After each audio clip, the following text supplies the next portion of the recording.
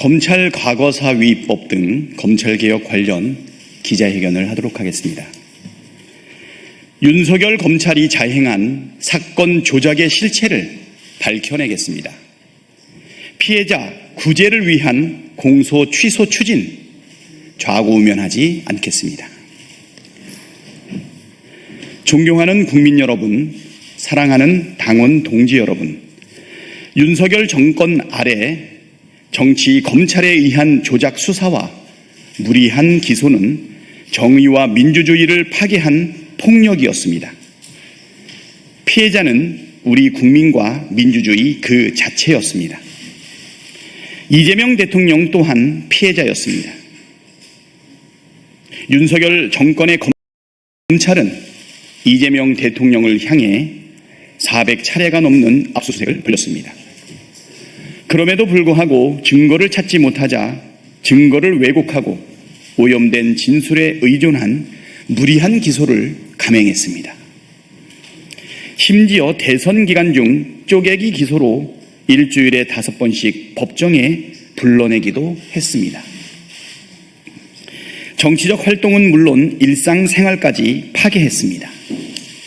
개인 이재명이 아니라 정적 이재명, 나아가 민주주의에 대한 고의적 학대였습니다. 사냥이었습니다. 이러한 검찰을 개혁하라는 요구는 이미 본물입니다. 거스를 수 없는 국민의 명령입니다. 진정한 검찰 개혁은 과거의 잘못을 바로잡는 것부터 시작해야 합니다. 이를 위해 검찰 과거사 위법을 제정하겠습니다. 이 법을 통해 구성될 검찰 과거사위원회의 철저한 조사를 통해 부당한 수사와 기소였음이 밝혀지면 담당 검사에 대한 징계, 탄핵, 수사까지 모든 책임을 법과 원칙에 따라 엄정히 물을 것입니다.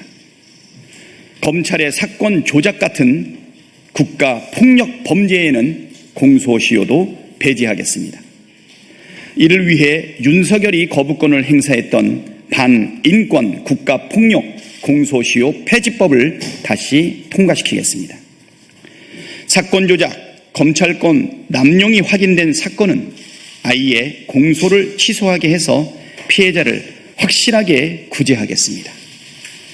확정된 사건은 재심을 받을 수 있게 하겠습니다. 검찰청 해체는 당연합니다. 해체와는 별개로 과거의 잘못도 바로잡도록 하겠습니다. 이미 기정사실이 된 검찰청 해체가 미래를 바로 세우는 개혁이듯이 과거의 폐악을 단죄하고 피해를 구제하는 개혁도 꼭 필요합니다. 잘못된 공소를 바로잡는 이 단순한 원칙이 왜 이토록 어렵고 더딘 일이어야 합니까? 정치검찰 피해자에 대한 국가의 책임, 이제는 말이 아닌 제도로서 입증하겠습니다. 국정조사와 특검도 주저하지 않겠습니다.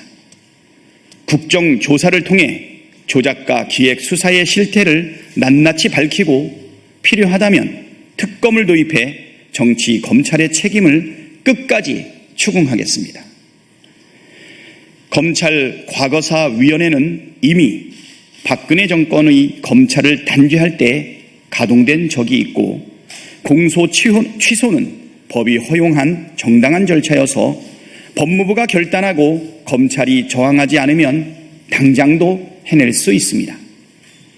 정성호 법무부 장관도 공소 취소를 포함한 정치 검찰 개혁에 적극 나서 주십시오. 박찬대가 하겠습니다. 못할 게 없는 일입니다. 저는 그 길의 한가운데 서겠습니다.